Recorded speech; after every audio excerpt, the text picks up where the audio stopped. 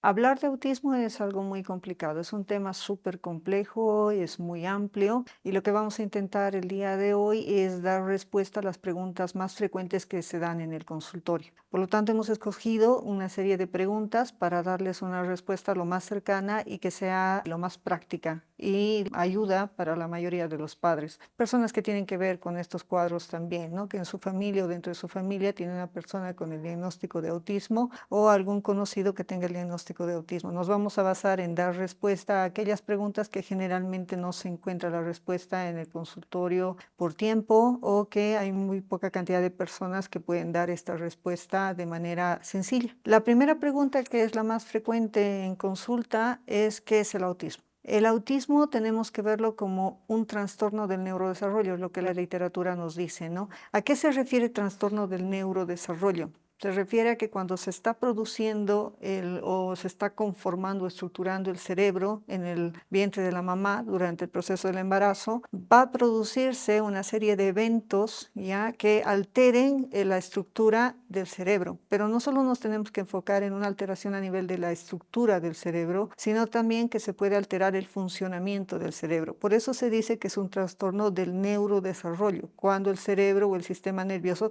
se está constituyendo tanto en estructura, vuelvo a repetir, como también en funcionamiento. ¿Cuáles son las causas que producen eso? Son muchísimas. De hecho, se habla de la tormenta perfecta dentro de lo que es el autismo, porque va a haber, digamos, causas de tipo genéticas, pero también medioambientales, que voy a tratarlas al final del video. La siguiente pregunta que me hacen mucho los papás es, ¿cómo diagnostico o cómo me doy cuenta que mi hijo entra dentro de lo que es el espectro del trastorno autista? Para entender eso tenemos que poner ciertos parámetros. ¿Qué es un espectro? Bien, cuando hablamos de espectro, estamos hablando de una especie de, si quieren ustedes, un enorme paraguas, o lo que vemos cuando se refleja la luz en el prisma y sale el espectro de la luz, donde tenemos varios tonos y diferentes colores. En el autismo también vamos a tener muchas posibilidades, una variabilidad de posibilidades que puede ir desde el cero, es decir, la ausencia total de esta capacidad o esta cualidad, a presentar esta capacidad y esta cualidad, pero siempre con alguna alteración.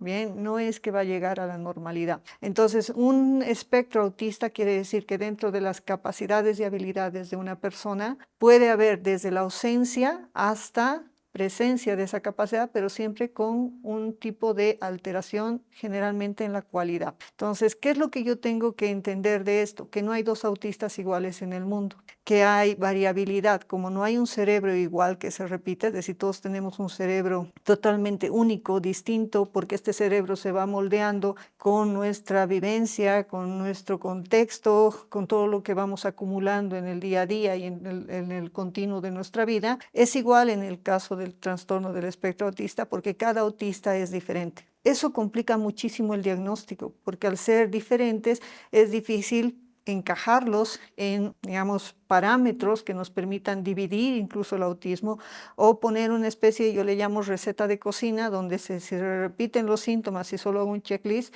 puedo diagnosticar autismo. Es muy complicado el diagnóstico del autismo y tiene que hacerse por gente que esté preparada y haya estudiado y tenga mucha experiencia para este diagnóstico. Entonces, ¿qué es lo que tengo que observar en un niño pequeño? ¿Y a qué edad también se tiene que diagnosticar o se puede diagnosticar el autismo? Gracias a la tecnología podemos diagnosticar el autismo en el rango, o no diagnosticar, sino que ver que ese niño puede entrar dentro de lo que es el espectro autista o tener una posibilidad para entrar dentro de lo que es el espectro autista. De hecho, son las famosas red flags que ya se nos presentan a partir de más o menos los 9 meses. Hay unos aparatos, o existen ahora unos aparatos, que lo que hacen es percibir cómo nosotros prestamos atención a un objeto, cuánto tiempo prestamos atención a ese objeto. Entonces, lo que hacen estos aparatos es medir lo que se conoce como protoconversación o atención conjunta. ¿Qué quiere decir eso? Es un triángulo, ¿bien? Es la mamá, un objeto y el niño. Los niños desde que nacen tienen fascinación por el rostro. Un niño cuando nace tiene la capacidad de ver a una distancia de 20 centímetros. Esta capacidad, obviamente, todo el continuo de la vida, los primeros años del niño, primeros meses incluso, va a ir mejorando con el tiempo.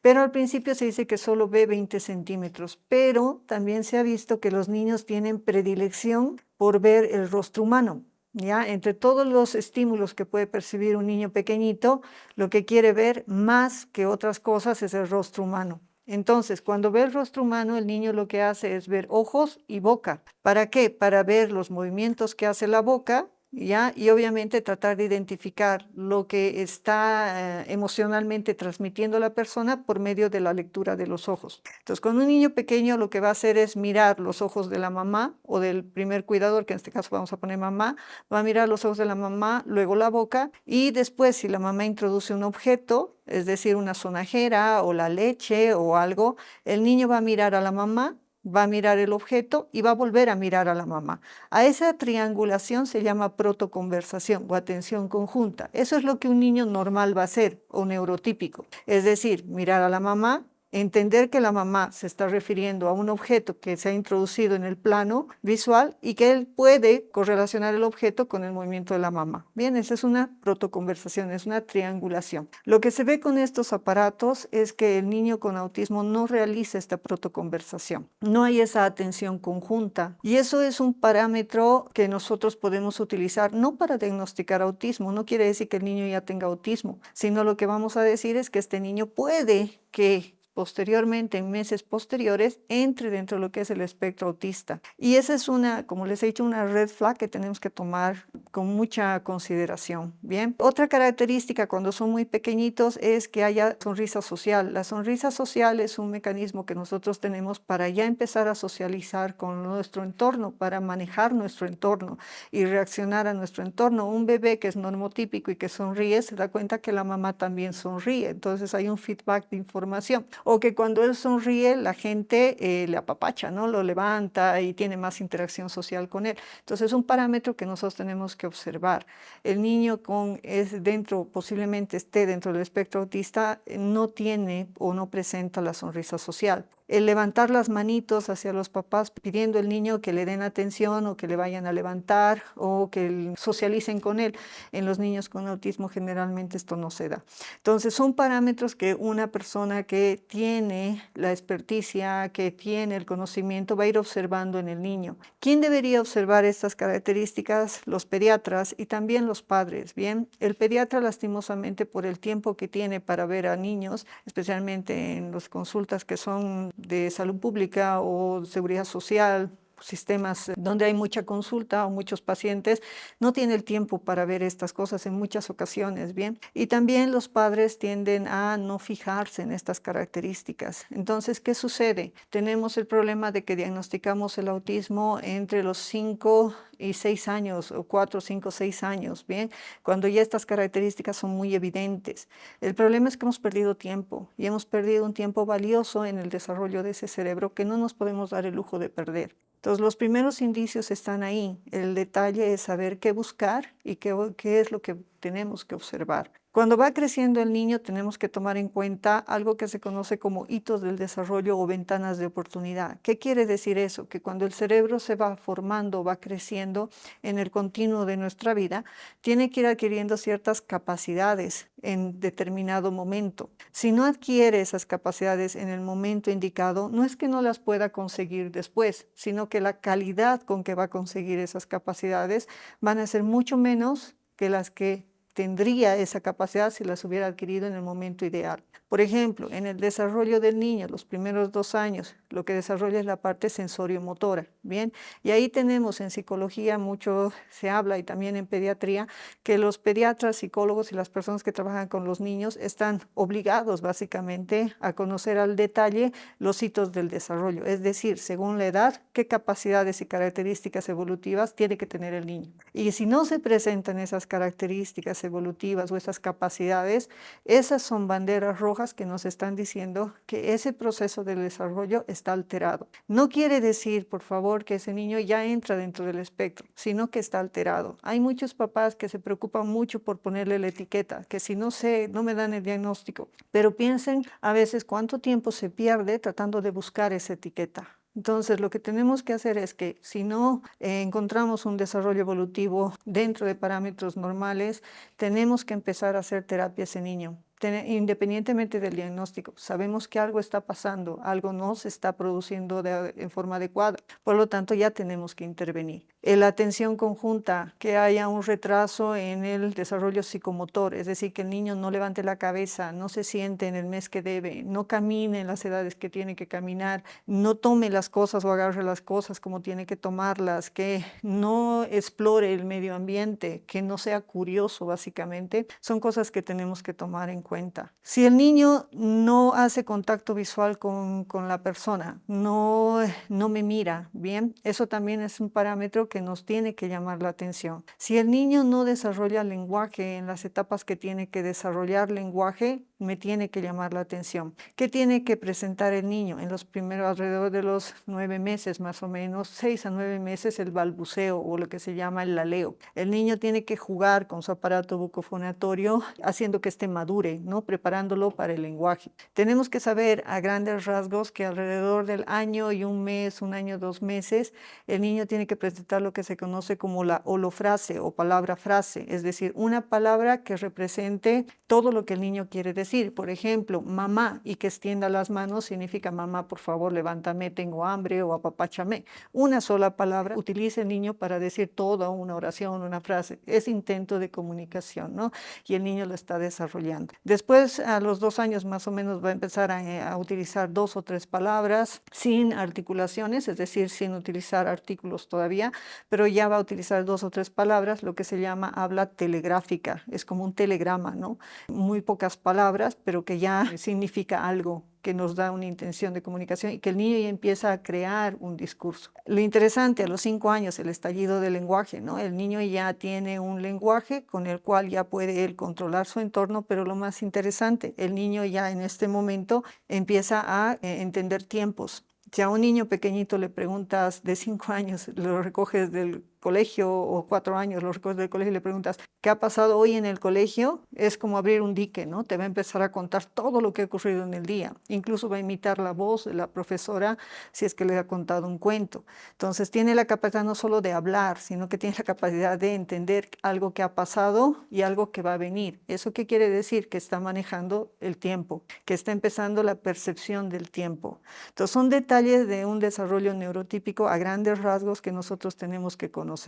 Que no se den estos procesos en el momento en que se tienen que dar, nos tiene que llamar la atención. Ahora, si el desarrollo del lenguaje, por ejemplo, la ventana acaba más o menos a los 8 años, de un desarrollo del lenguaje típico o normotípico, no es que el niño no pueda desarrollar lenguaje, sino que tenemos que pensar que ese desarrollo del lenguaje posterior no va a tener la misma cualidad que un niño que haya desarrollado el lenguaje en su momento. Por lo tanto, un niño que retrase en el lenguaje, no podemos esperar a los 3, 4, 5 años para llevar recién a ese niño donde un especialista para preguntar qué es lo que tiene. Puede estar dentro del espectro autista, como puede estar dentro de lo que se llama el TEL, que es el trastorno específico del lenguaje. Eso lo tiene que evaluar un profesional adecuado. Entonces, en el caso de los niños con autismo, son muchas cosas, muchos rasgos que nos pueden decir que algo está pasando mal. Y antes de querer poner la etiqueta al final, como les he dicho, si hay algo que ya no está dentro de parámetros normales, nos ocuparemos dando terapia, no esperemos. Bien, el rango de diagnóstico de niños con autismo es aproximadamente entre los 4 y 6 años, pero ya hemos perdido esas ventanas de oportunidad, hemos perdido esa etapa en la que podíamos trabajar para mejorar el desarrollo de ese niño. No vamos a curar el autismo no tiene cura en el momento, en este momento, bien, en el mundo entero, no hay cura, pero sí hay terapias que pueden ayudar a mejorar la calidad de vida de ese niño. Y si diagnosticamos en etapas tempranas, lo ideal es diagnosticarlos entre 2 o 3 años y empezamos una terapia que sea la adecuada, y en los tiempos adecuados, pues vamos a mejorar la calidad de vida exponencialmente de esa persona, ¿no? No es que no se pueda trabajar con un niño que llegue a los 8 años a consulta o 9 años, pero ya hemos perdido mucho tiempo y a veces ese cerebro ya no tiene esas capacidades que tenía antes para poder trabajar. Dentro de las características del autismo, a veces los papás me preguntan por qué mi hijo, he leído en internet que todo el mundo saca las escalas para diagnóstico del internet, me dicen, mi hijo aquí dice que no mira, un autista no mira, pero mi hijo me mira, bien, entonces no es autista. No, las características o las posibilidades dentro del autismo son tantas y son tan variadas que, como les he dicho, es un espectro. Puede ir de 0, ausencia total, a estar presente. Entonces, dentro de lo que se considera un signo importante del autismo es la capacidad de entablar o mirar a la persona, lo que nos está diciendo básicamente también un rasgo social de la persona. Hay un 30% aproximadamente de autistas que sí pueden mirar bien a la persona, pero aquí viene algo muy interesante, tratar de responder por qué un autista no mira. ¿Por qué los autistas huyen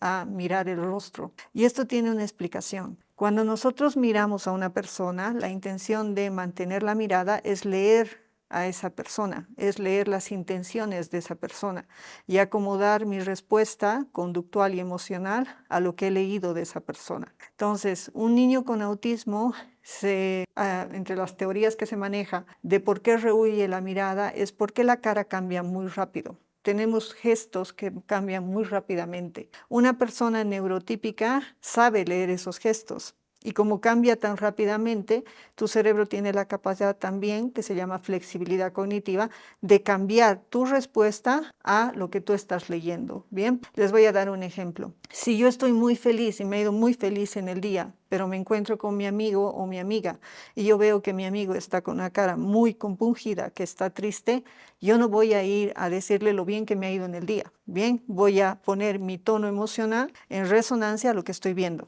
A eso se llama teoría de la mente. A eso se llama a una función que es muy importante para poder vivir en sociedad. Nos permite regular nuestra conducta a las necesidades de las demás personas. Bien, esto es un problema para las personas con autismo porque se ha visto que no pueden o no generan una adecuada teoría de la mente. Por lo tanto, ellos no pueden cambiar su conducta o adecuar su conducta o su respuesta a las características de esos gestos emocionales que leen los demás. Al mismo tiempo, el cerebro del niño con autismo, bien, hay dos hemisferios, como todos ustedes saben, uno derecho y uno izquierdo. Se dice que el hemisferio derecho es el de la novedad, bien, y el izquierdo es de las cosas que hemos aprendido en forma rutinaria. Entonces, el hemisferio derecho en las personas con autismo no tiene la capacidad de trabajar sobre esa novedad tan rápidamente como quisiéramos o como lo hace un neurotípico. Porque cuando algo es nuevo en tu entorno y tu cerebro es capaz de adaptarse a esa cosa nueva, fácilmente controlas o mejoras o adaptas tu respuesta. Pero si no puedes adaptarte a esa novedad y todo en el tiempo es novedoso y no puedes adelantarte a esa novedad, no puedes predecir a qué significa esa novedad que tú estás viendo, los cambios gestuales que tenemos en nuestra cabeza o en nuestra cara, diré, te van a dar ansiedad. Es como que se mueve tan rápido la cara o el rostro de una persona y tú no puedes entender por qué está cambiando tan rápidamente y tampoco puedes atribuirle una emoción a esos cambios, una intención en esa persona. Entonces tu cerebro no puede seguir esa línea. Por lo tanto, se ha visto en pruebas que se han hecho, y hay un estudio del 2000 que se hizo midiendo la cantidad de cortisol que tenían en sangre las personas o niños con autismo cuando tenían que mantener la mirada en un rostro y habían picos de cortisol. ¿Eso qué nos indica? Que el estrés, cada vez que ellos tratan de ver un rostro que cambia mucho, porque no pueden adaptarse a esa rutina, no aprenden a leer los rostros, les causa mucha ansiedad. Por lo tanto, esa es una de las razones por las cuales ellos no miran. Ahora, dentro de la terapia, hay gente que trata de hacer que les miren. Ya he visto muchos terapeutas y en muchas sesiones que agarran incluso la carita del niño o de la niña y les obligan a mirarles. Imaginen que a ustedes les obligan a mirar a algo que ustedes traducen como un monstruo o algo que es muy agresivo, o que tu cerebro ve esos cambios que se dan en el rostro como una alarma, o sea, como un signo de alarma, y te mantienes en estado de ansiedad todo el tiempo. Lo normal sería que tú trates de evitar ver ese rostro. Entonces, se trabaja la mirada del niño, pero se trabaja en base a muchos programas que aumentan tolerancia y que no obligan al niño a mirarte. Bien, el niño con autismo no es que no mira, en un barrido de lo que hace del ambiente ya ha escaneado lo que tenía que escanear, pero le gusta estar dentro de parámetros que él maneje, que le den tranquilidad. En otra ocasión me preguntó un papá por qué mi hijo lleva un peluche que ya estaba totalmente desgastado, por qué lo lleva a todo lado y no puede despegarse. Y a veces en la guardería o en el colegio no le permiten llevar ese muñeco porque ellos piensan que está mal, que da una especie de, digamos, obsesión o adicción. Hay que romper, digamos, esas características del autista, ¿no? Hay que hacerle más tolerante a los cambios, por decirles. Pero es que ese muñeco que el niño con autismo está llevando es un enlace con algo que él conoce y que le da tranquilidad, que es su casa, ¿bien? O sea, él, su casa, mantener las cosas en orden, mantener las cosas en una rutina conocida por él, le genera tranquilidad. Y ese peluche se hace el enlace entre llevarme algo que me da tranquilidad a un lugar donde pueden cambiar las cosas. Por lo tanto, baja mi ansiedad. Entonces, si ustedes entienden cómo funciona el cerebro de un autista, si entienden estas pequeñas cosas, hacen y pueden trabajar mucho mejor en las terapias. Otra pregunta que me hacen los papás es: ¿por qué mi hijo es intolerante al cambio? ¿Por qué le gusta la rutina? Hace algo, pero y siempre lo repite, de todo el tiempo es lo mismo, juega con el mismo juguete de la misma manera, utiliza las cosas de la misma manera, tiene una rutina de que, no sé, pues tiene que caminar 10 pasos, sentarse otra vez, 10 pasos, sentarse, o cambiar las cosas como él ha creado una rutina. La misma explicación. Hemisferios cerebrales. El hemisferio izquierdo es donde vamos a ir a almacenar todo lo que es rutina. El hemisferio derecho trabaja con la novedad. Si tu cerebro no puede adaptarse al cambio, tu hemisferio derecho te causa ansiedad. Pero todo lo que has guardado y has construido como una rutina te da tranquilidad. Por lo tanto, ¿qué es lo que una persona buscaría? Tranquilidad.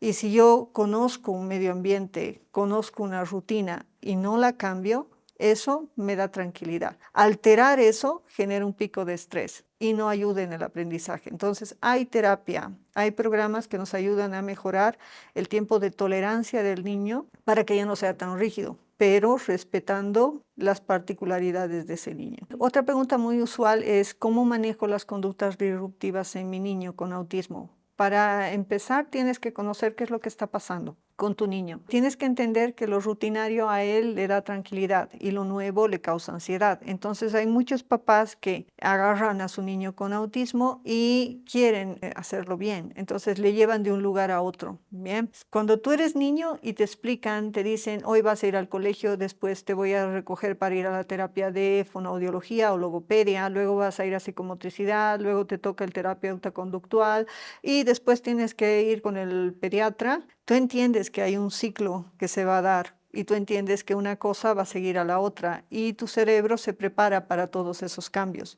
Pero si tú no eres una persona que pueda manejar la novedad, que no manejas el tiempo, que todo es caótico para ti, el que tu papá o tu mamá te lleve de un lugar a otro te causa muchísima ansiedad, ¿bien? Y cuando entra esa ansiedad de que te cambian el entorno, te quitan el juguete, te cambian la posición de la silla, no te dejan jugar con el juguete que tú querías, o te llevan de un lugar a otro de forma caótica para ti, para tu cerebro, el niño tiene una forma de expresar eso y es con una conducta disruptiva. Bien, él no entiende el tiempo, él no entiende: no te voy a dar ahora y te lo voy a dar después. Para él simplemente existe el ahora. Entonces, si yo, digamos, le acostumbro al niño a tomar una Coca-Cola todos los días que salgo con él al parque y un día no tengo el dinero para comprar Coca-Cola o por alguna razón no hay la vendedora de Coca-Cola, entonces lo que va a hacer el niño es no entender como lo haría otro niño: después te lo compro, o cuando lleguemos a casa, o que vamos 2 cuadras más allá o 2 manzanas y voy a conseguir la Coca-Cola. No, para él es ahora, porque él no puede entender o percibir adecuadamente el tiempo. Entonces, todo eso va a provocar una conducta disruptiva. ¿Cómo yo trabajo o cómo se debe trabajar, digamos, estas conductas disruptivas? Los papás tienen que aprender a poner límites y a poner una estructura, ¿bien? Tienen que aprender que el no es no y que eso no va a cambiar, porque no es como un niño neurotípico al cual le puedas decir: hoy no, pero dentro de 2 días lo vas a conseguir. Piensen que él no percibe el paso del tiempo, ¿bien? Para él es infinito, no hay. Por lo tanto, si no lo consigue en ese momento, no entiende que después hay la posibilidad de que sí lo pueda conseguir. Entonces, tengo que aprender a poner límites y tengo que aprender a utilizar el no. El no es algo que es muy importante saber cuándo utilizarlo también. ¿Por qué? Los niños viven en el mundo del no. Y todos nosotros vivimos en el mundo del no. No hagas, no toques, no digas, no mires, no sigas, no levantes, no camines. Todo es no. Cuando utilizamos mucho el no pierde poder. pierde su fuerza, ¿bien?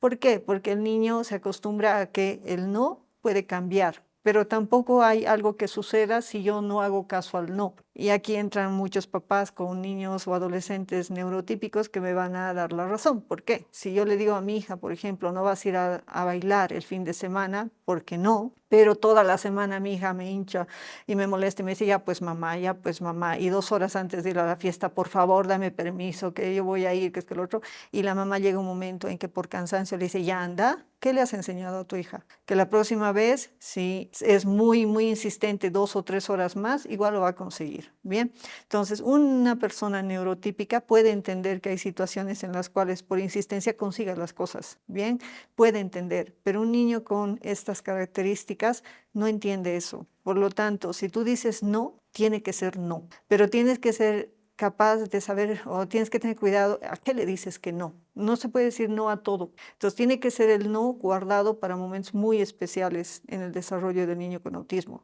Cuando tú estás viendo que el niño está lanzándose de un lugar que es peligroso, ese no tiene que salir. Pero cuando lo escucha el niño tiene que entender que ahí se acabó. O sea, hasta ahí llegó. Y esto ayuda mucho porque tienen impulsividad. Entonces, en muchos casos se ha visto que los niños en la calle pueden escaparse y hacerse atropellar. Entonces, el no en esos momentos es muy útil. ¿Qué hago para no usar el no todo el tiempo? Pues me invento un sonido, otra palabra, un ey, cualquier cosa que no sea el no. Pero tengo que saber a qué le digo que no, ¿bien? Y tengo que estructurar toda su vida. Mientras más fiable sea lo que va a pasar, mientras él sepa de mejor manera lo que va a venir adelante, esas conductas disruptivas van a disminuir. Si lo mantengo en un mundo caótico donde él no sabe qué va a pasar, esas conductas disruptivas se van a incrementar. Si yo utilizo el no todo el tiempo para limitar mucho, pero no soy consecuente con mi no, también esas conductas disruptivas van a incrementarse. Otra pregunta que hacen los papás es ¿por qué hay alteraciones sensoriales? ¿Por qué mi hijo no le gusta que le abrace?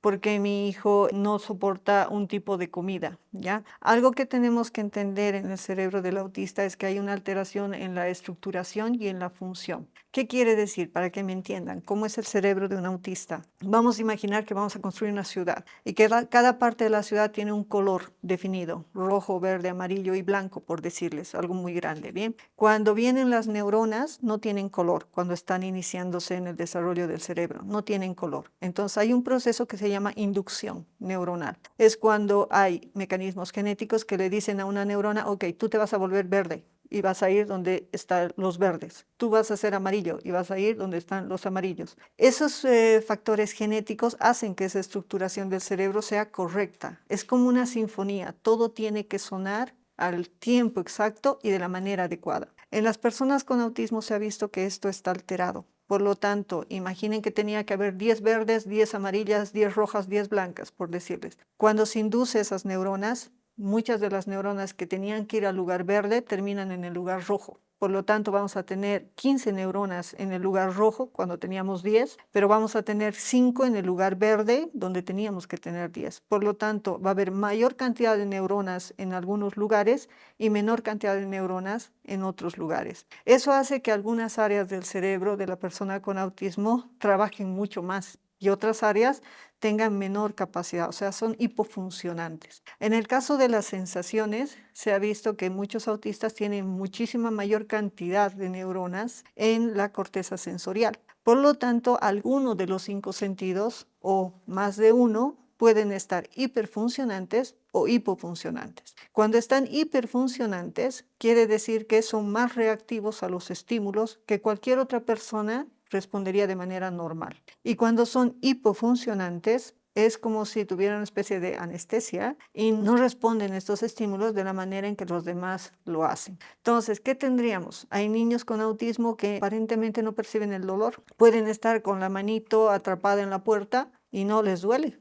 ¿Eso qué quiere decir? Que hay una hipoalgia, ¿no? Es una disminución de la percepción del dolor. A nivel de su cerebro no se percibe adecuadamente el dolor. Esto es grave. ¿Bien? ¿Por qué? Porque el dolor es un mecanismo de sobrevivencia. A ti te duele para evitar un daño mayor en los tejidos, pero si está disminuido es un problema porque pueden causarse daño y no percibir como deberían el daño. Bien, no estoy diciendo que no haya percepción del dolor, solo que está disminuida. Pero también tenemos problema con la hipersensibilidad, y eso también puede estar en los 5 sentidos. Por ejemplo, hay niños con autismo que no pueden vivir sin tapones en los oídos. ¿Por qué? Porque los sonidos ambientales que nosotros generalmente percibimos en forma adecuada y los manejamos en forma adecuada, ellos los perciben como dolor. Entonces, si algo te duele, es algo que no vas a poder cambiar, porque si hay algo a lo que el cuerpo humano no se adapta, es al dolor. Dolor es un mecanismo de defensa de nuestro organismo, entonces no puede haber que hay gente que piensa, bueno, entonces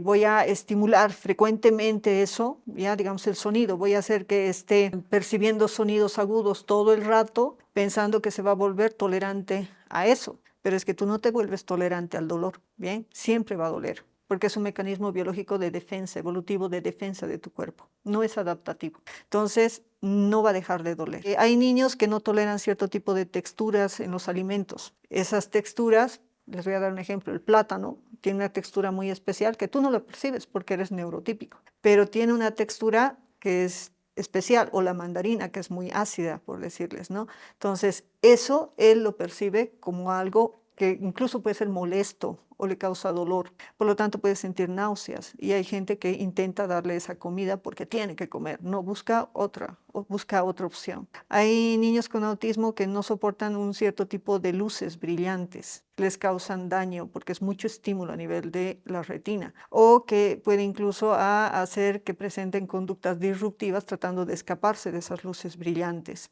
Bien. O hay niños que no soportan la ropa o no soportan que los abracen. Yo sé que esto es muy doloroso para muchos padres, porque no hay padre en el planeta que no quiera abrazar a su hijo, o madre que no quiera abrazar a su hijo. Pero en los niños con autismo que no soportan que los toquen, es porque esa percepción está súper alterada, y entonces cuando los abrazas ellos sienten molestia e incluso dolor. O que tienen problemas para cambiar la ropa, de la ropa muy usada, que ellos se han acostumbrado a ropa nueva. Cuando nosotros usamos, por ejemplo, un zapato nuevo, el zapato nuevo que estamos usando es relativamente duro, ¿no es cierto? No es como el zapato que ya lo tenemos acostumbrado a nuestro pie. Entonces hay papás que vienen incluso con vergüenza al consultorio y dicen, doctora, es que ya le he comprado zapatos, no crea que no es que no tengo para zapatos, solo que él insiste en ponerte esos zapatos y no quiere otros zapatos más. Y es porque se ha acostumbrado a esos zapatos, porque ya no le causan dolor, ya no le molestan, y no quiere utilizar un zapato que es nuevo porque es más rígido. Lo mismo ocurre con la ropa. La ropa que ya está usada es más suave y se ha adaptado a él, al olor de la ropa, se ha adaptado a la textura de la ropa. Tratar de cambiarle otra ropa, hay niños que no lo toleran. Entonces tenemos, por ejemplo, en el centro donde trabajo, tenemos niños que llegan y inmediatamente se sacan los zapatos y caminan toda la tarde así, incluso a veces sin medias o sin calcetas. Entonces, ¿qué quiere decir eso? Que no soportan el hecho de esas texturas, y tenemos que comprender eso, ¿bien? Nos ayuda a trabajar. El entender cómo funciona el cerebro de un autista es lo básico que tienes que saber para entender cómo trabajar con estos niños. Los niños con autismo tienen capacidades que son muy buenas y que tienes que reforzar, pero tienes que también entender dónde están las dificultades en el desarrollo del cerebro del autista para trabajar también esas dificultades y cómo hacerlo, pero las tienes que identificar. Otra pregunta de los papás es por qué tienen movimientos que se llaman estereotipias. Bien, ¿por qué hacen ese tipo de movimientos? Pueden ser movimientos muy simples o muy complejos. Movimientos de aleteo de manos, movimiento de dedos, ellos se balancean o hacen girar los objetos, ¿bien? O simplemente tocar ciertas estructuras, caminar de puntitas de un lado al otro, agitando las manos, o hacer sonidos. O sea, son movimientos que son repetitivos y se llaman estereotipias porque no tienen una función, o sea, no cumplen una función, un objetivo. Cuando tú, digamos, mueves algo de tu cuerpo, es un movimiento motor dirigido a un objetivo. Bien, levantar el vaso y tomar agua es un objetivo. Una estereotipia es movimiento motor, pero que no tiene un objetivo en sí. Hay una teoría que dice que este movimiento motor en los niños con autismo sirve para que ellos puedan eliminar el estrés o bajar el estrés. Y lo pueden comprobar si todos ustedes se ponen en posición de loto, que es la posición del yoga, ya, o de meditación, y empiezan a balancearse, va a llegar un momento en que su proceso de atención esté tanto concentrado en su respiración que van a bloquear los estímulos externos. Entonces, un niño con estereotipias lo que hace es bloquear esos estímulos externos por medio de ese movimiento repetitivo. Por lo tanto, cuando bloquean los estímulos, pueden bajar el cortisol porque es como si se encapsularan, bien, se ponen en una burbuja, si ustedes quieren, y ya no están recepcionando los estímulos. Es importante entender que no se debe, digamos, poner como un punto principal en la terapia quitar las estereotipias. ¿Por qué? Muchos papás, por vergüenza ajena, y es totalmente comprensible, quieren que eliminemos las estereotipias porque son muy vistosas, no son muy aparatosas a veces, y la gente obviamente va a mirar al niño que empieza a correr de un lado para otro, moviendo las manos, o va a agitar, o va a hacer mover los platos en la mesa, o va a empezar a hacer sonidos repetitivos. Obviamente los va a mirar, ¿no? Y eso causa un problema a los papás y a las familias. Por lo tanto, nos piden que retiremos las estereotipias. Podemos trabajar en eso y muchos terapeutas lo hacen, pero si tú reduces, digamos, una estereotipia, va a haber otra y se va a presentar otra. Bien, y a veces mucho más aparatosa de la que has sacado. Aparentemente a veces disminuyen, pero después van a incrementar. ¿Cuándo se presentan? Cuando el niño se siente estresado. Entonces, cuando un niño siente que ya no puede hacer o no entiende lo que le están pidiendo, o le están pidiendo más de lo que él puede hacer, digamos una tarea en consulta, y que sea de un nivel superior a lo que él puede hacer, el niño empieza a frustrarse. Al principio va a tratar de hacer la tarea, pero como no sale, la frustración va a incrementarse y lo que él va a hacer es conducta disruptiva y movimiento estereotipado para bloquear el estímulo. Entonces, lo que tenemos que hacer en estos momentos es obviamente saber qué tareas puede hacer, cómo trabajar en ese momento para reducir la frustración y entender que la estereotipia a él está ayudando en realidad para bajar el estrés. Entonces, no es que necesitamos bajar la estereotipia, sino que tenemos que leer a nuestro niño, saber que un momento de estrés o frustración va a generar estos movimientos y tratar de enseñarle que lo puede hacer en determinado momento y en determinado lugar, pero tratar de que no lo haga todo el tiempo. Es una terapia en la cual no vamos a quitar las estereotipias, pero vamos a enseñar momentos y lugares para que las realice. Y enseñarles a los papás que si llevan a un lugar desconocido a su hijo, con muchos estímulos, el bebé se va a sentir frustrado, estresado, y que se van a empezar a presentar las estereotipias. Otra pregunta frecuente de los papás es qué pasa con el área de socialización de mi hijo. ¿Por qué mi hijo no juega con los demás niños? ¿Por qué mi hijo no comparte juguetes, no comparte material? ¿O por qué mi hijo, si es un autista de alto funcionamiento, le cuesta relacionarse con los demás? Primero, tengo que ver si el niño desarrolla lenguaje. El desarrollo del lenguaje es primordial para regular una interacción social. Si el niño no comprende el lenguaje y tampoco el niño produce lenguaje, que son dos áreas en el cerebro distintas, ¿ya? Y que tiene su base neurobiológica, el entender por qué no comprende o por qué no produce lenguaje, ¿ya? Tiene una dificultad para relacionarse con los demás. Si tú no comprendes el lenguaje, no entiendes las reglas del juego, no entiendes que si este juguete lo vas a prestar, te lo van a devolver, no entiendes, no percibes el tiempo, o sea, es muy complicado esto de que no comprendas el lenguaje. De hecho, en terapia, cuando un niño comprende el lenguaje, aunque sea de tipo gestual, que es la base, no hablamos del lenguaje solo con el lenguaje hablado, sino como proceso de comunicación en general. Si el niño comprende el proceso de comunicación, tenemos un buen trecho del camino andado, ¿vale? Y después nos preocuparemos en que el niño produzca lenguaje. Ahora, volvemos a lo del espectro. Puede ser que un niño desarrolle el lenguaje, como puede ser que un niño con autismo no desarrolle el lenguaje. Entonces tenemos toda la variabilidad de eso, ¿vale? Si un niño comprende el lenguaje, ya tenemos un punto para trabajar. Nos vamos a preocupar en que produzca lenguaje. Y un niño que comprende y produce lenguaje también va a tener problemas en la interacción social, pero la base es el lenguaje. ¿Por qué tienen estos problemas? Porque no pueden o tienen dificultad para desarrollar lo que se conoce, y ya lo había citado, como teoría de la mente. La teoría de la mente es entender que yo tengo pensamiento, que la otra persona también tiene pensamientos y que esa persona entiende que yo genero pensamientos. Entonces es la capacidad de ponerme en el lugar de la otra persona, entender y poder leer los gestos e intenciones de la demás persona, entender las emociones de lo que estoy leyendo en la otra persona y adecuar mi conducta a esa persona. Bien, Les doy un ejemplo. Es como cuando tú vas en la calle. Este ejemplo me gusta y lo hago mucho en la universidad. Es como cuando tú vas en la calle y ves una pareja que está viniendo caminando hacia ti y de pronto están muy felices, agarrados de la mano, tomados de la mano y de pronto la chica le suelta de la mano al muchacho porque sonó su celular y él vio su celular. Tú que no has visto, no tienes idea, pero solo con esa escena tú te creas toda una historia, ¿no? ¿Por qué le soltó de la mano? ¿Por qué cuando vio el celular? Eso puede ser que le esté siendo infiel o ha visto el nombre del contacto que ha llamado y eso implica un montón de cosas. Entonces, esa es hacerse una teoría de la mente. Bien, es crear una historia, digamos, o entender las posibles intenciones que tenga una persona. Entonces, eso básicamente es algo que difícilmente las personas con autismo tienen y que es muy necesario para regular socialmente a nuestro entorno. Si tú no puedes leer a las demás personas, no puedes entender sus intenciones. Por lo tanto, muchas de estas personas pueden ser consideradas dentro de tu cerebro, percibidas en tu cerebro como una amenaza. Y no entiendes que esto va a pasar o que te van a devolver el material o que simplemente para jugar en el resbalín tienes que esperar turnos.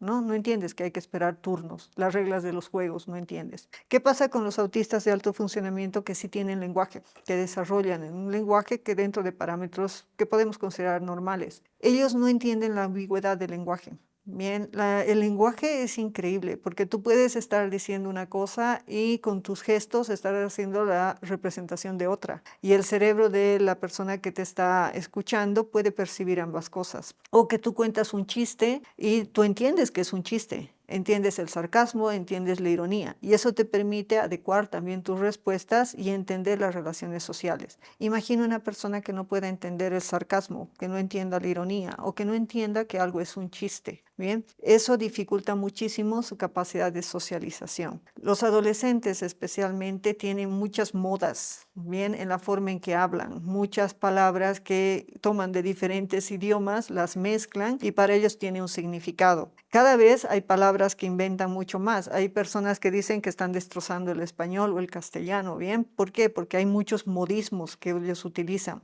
Y te vas a dar cuenta que por épocas palabras se ponen de moda. Si tú eres autista y has aprendido y te ha costado aprender una cantidad de palabras con su significado y ahora te acercas a un grupo de adolescentes y ellos hablan con otras palabras que no entiendes, ¿cómo puedes regular tu conducta tan rápidamente? Entonces eso limita muchísimo su interacción social con sus pares o en su medio ambiente.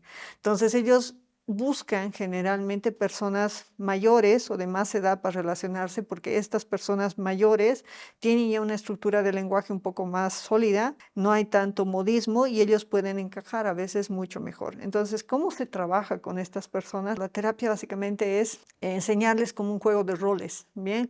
Es como que si tú les enseñaras muchas escenas de un teatro y les enseñas cómo van esas escenas. O sea, la posibilidad, digamos, de decir, quiero invitar a esta chica a salir. Ok, ¿cómo lo harías? Le digo y le enseñas cómo invitar a esa chica a salir, ¿vale? Pero él no se va a adecuar a una posible respuesta tan fácilmente como un neurotípico. Entonces le enseñas también las posibles respuestas que esa chica le puede dar. Si te dice que sí, entonces continúas diciéndole tal cosa y lo vas practicando en terapia, ¿bien? Si te dice tal vez, puedes decirle estas cosas. Entonces él aprende todo esto como un juego de roles, como una escena de teatro. Pero ¿qué sucede si la niña no le da ninguna de las respuestas que tú has practicado y le da una respuesta a la que no estaba preparado?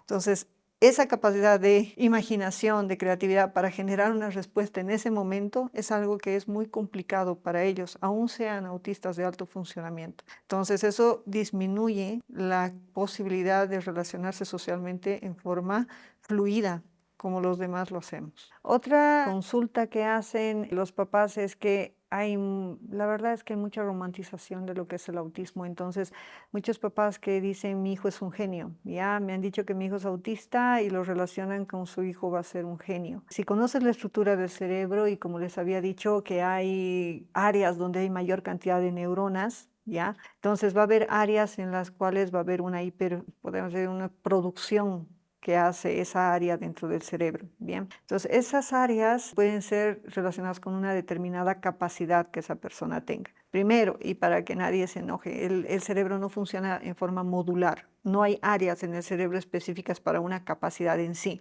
El cerebro trabaja con redes neuronales, pero puede ser que el incremento de neuronas en alguna de esas redes neuronales haga que esta persona tenga una capacidad en mayor grado que un neurotípico. Entonces se da lo que se llama el síndrome de Savant. El síndrome de Savant es los pequeños genios, ¿ya? O sea, son personas que, por ejemplo, y tenemos, puedo dar ejemplos en el cine, ¿no? Todos han debido ver la película Rain Man, en el que el hermano, ¿ya? Lo que hacía era leer un libro y podía decirte en qué lugar del libro, qué decía exactamente en forma literal, ¿no? Y él utiliza a su hermano para ir a jugar cartas en un casino, porque él podía recordar el número de cartas que salían y la secuencia. Entonces, son personas que tienen una memoria que podríamos llamar fotográfica, pero que no existe ya, una memoria muy buena, pero el problema es que el tener esa gran cantidad o esa capacidad en un lugar, en una red neuronal, hace que las otras redes neuronales tengan menos capacidades.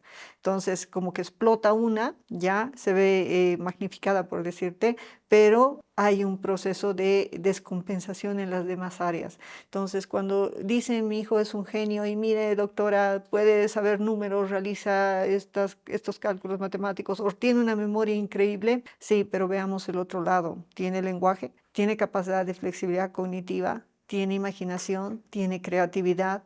¿Su parte sensorial está adecuada? ¿O hay una hiposensibilidad? Entonces piensen que algo que se produce así está en desmedro de otras áreas. Entonces, cuando hablamos de genialidad, sería lindo que los autistas sean genios, pero que sea compensado con otras capacidades que les ayuden a que esa genialidad les sirva en su vida, sea útil para ellos. Bien, pero si yo puedo simplemente recordarlas, todo lo que dice un libro, pero no puedo utilizar lo que he aprendido de ese libro para mi día a día, ¿de qué me sirve? Bien, entonces sí se da o se puede dar un porcentaje de síndrome Savant en los autistas, pero eso no quiere decir que sean genios. Bien, y en eso hay que tener mucho cuidado, porque podemos en terapia explotar y expandir aún más esa capacidad, pero lo que tenemos que hacer es preocuparnos por mejorar las otras capacidades que sabemos que están disminuidas. La otra pregunta a la que quería llegar es ¿por qué se produce el autismo?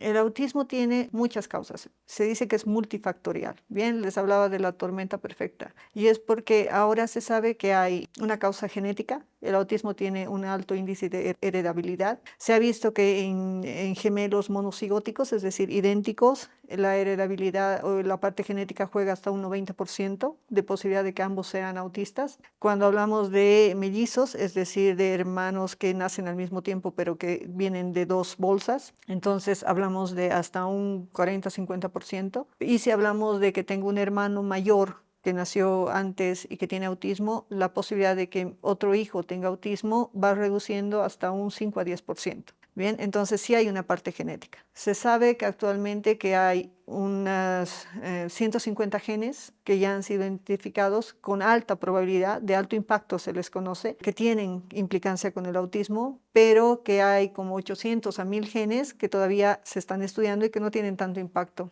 Están ahí, pero pueden no estar también.